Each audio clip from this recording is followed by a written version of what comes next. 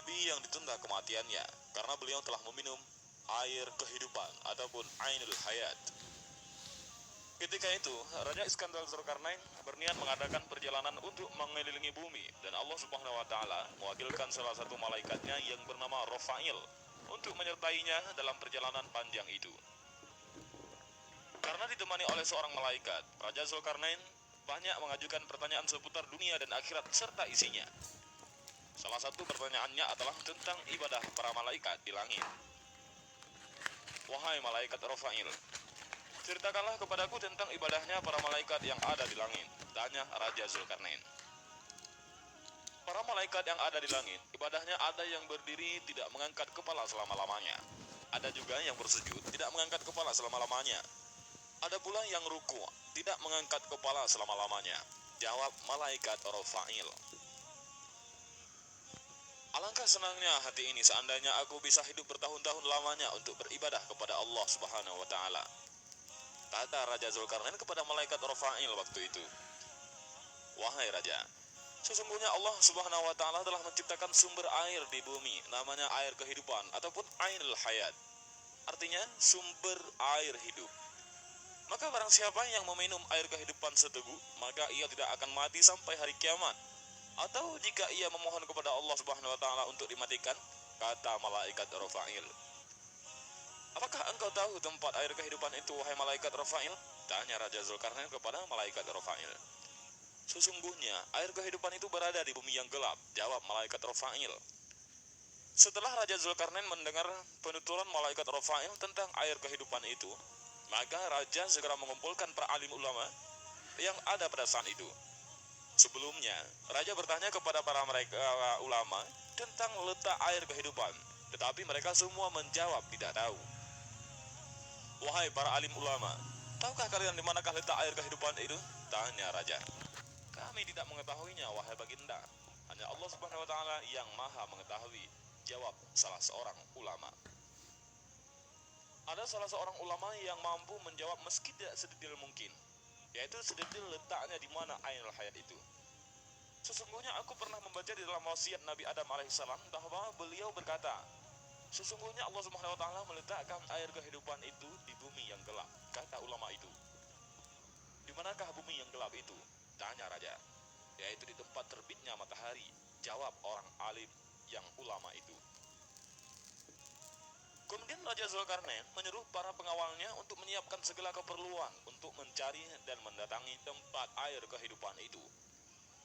Kuda apa yang sangat tajam penglihatannya di waktu gelap? Tanya Raja. Kuda betina yang masih perawan, jawab para sahabatnya. Sesungguhnya, dan akhirnya Raja mengumpulkan 1.000 kuda betina yang masih perawan dan ia memilih di antara 6.000 tentaranya yang pandai serta ahli dalam mencambu. Di antara para tentara itu ada Nabi Khidir alaihissalam. Bahkan beliau menjabat sebagai Perdana Menteri waktu itu. Setelah dirasa semua cukup dan siap, maka berangkatlah Raja Zulkarnain dan Nabi Khidir alaihissalam yang berjalan di depan pasukan. Setelah sekian lama mencari, akhirnya mereka mengetahui tempat terbitnya matahari. Mereka pun menuju arah terbitnya matahari tersebut. Perjalanan ke tempat tujuan tersebut memakan waktu 12 tahun lamanya untuk sampai di bumi yang gelap itu. Gelapnya bukanlah seperti di waktu malam hari, melainkan gelap karena ada pancaran seperti asap. Raja Zulkarnain sudah tak sabar lagi, hendak masuk ke tempat gelap itu. Namun salah seorang cendekiawan mencegahnya.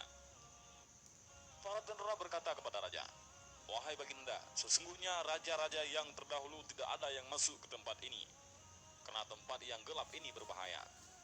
Wahai prajurit, kita harus memasukinya. Tidak boleh tidak, sanggah sang raja. Karena raja bersikeras hendak masuk, maka tak ada seorang pun yang berani melarangnya. Diamlah dan tunggulah kalian di sini selama 12 tahun. Jika aku bisa datang kepada kalian dalam masa itu, maka kedatanganku terhadap kalian termasuk baik. Dan jika aku tidak datang dalam 12 tahun, maka pulanglah kalian kembali ke negeri kalian, ujar sang raja.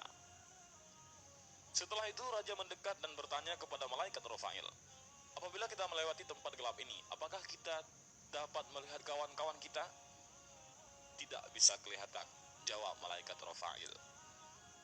Akan tetapi, aku memberimu sebuah merjan ataupun mutiara. Jika mutiara itu engkau letakkan di atas bumi, maka mutiara itu dapat menjerit dengan suara yang keras. Dengan demikian, kawan-kawan kalian yang tersesat jalan dapat kembali kepada kalian. Jelas malaikat Rafail yang lebih lanjut lagi. Dan begitulah, akhirnya Raja Iskandar Dzulkarnain masuk ke tempat yang gelap itu. Selama 18 hari lamanya tidak pernah melihat matahari dan bulan. Tidak pernah melihat malam maupun siang. Tidak pernah melihat burung dan binatang liar. Sedangkan raja berjalan dengan didampingi oleh Nabi Khidir alaihi salam. Pada saat mereka berjalan, maka Allah Subhanahu wa taala memberi wahyu kepada Nabi Khidir alaihi salam bahwa sesungguhnya air kehidupan itu berada di sebelah kanan jurang dan air kehidupan ini aku khususkan untukmu. Setelah Nabi Khidir alaihissalam menerima wahyu itu, beliau berkata kepada sahabat-sahabatnya, berhentilah kalian di tempat masing-masing dan jangan kalian meninggalkan di tempat kalian sebelum aku datang kepada kalian. Kemudian Nabi Khidir alaihissalam menuju kanan jurang hingga beliau menemukan air kehidupan itu. Beliau turun dari kudanya, melepaskan pakaiannya dan turun ke kolam air kehidupan tersebut. Beliau mandi dan minum air sumber kehidupan tersebut dan beliau merasakan bahwa airnya lebih manis daripada madu. Sesudah mandi dan meminum air tersebut, beliau keluar dari tempat itu kemudian menemui Raja Iskandar Dzulkarnain. Raja tidak mengetahui apa yang telah terjadi atas diri Nabi Khidir alaihissalam. Dan begitulah ceritanya. Kisah Nabi Khidir alaihissalam yang mencari air kehidupan ini diriwayatkan oleh As-Sa'labi dari Sayyidina Ali radhiyallahu an. Dan begitulah sedikit kisah tentang Nabi Khidir alaihissalam yang mendapat Ainul Hayat ataupun air kehidupan. Dan mungkin saja kisah ini ada beberapa versi yang berbeda, namun tujuannya sama, yaitu untuk menceritakan kenapa Nabi Khidir alaihissalam masih bisa hidup sampai sekarang. Namun jika kawan-kawan ada versi lainnya ataupun ada berbeda cerita, mohon untuk ditulis di kolom komentar.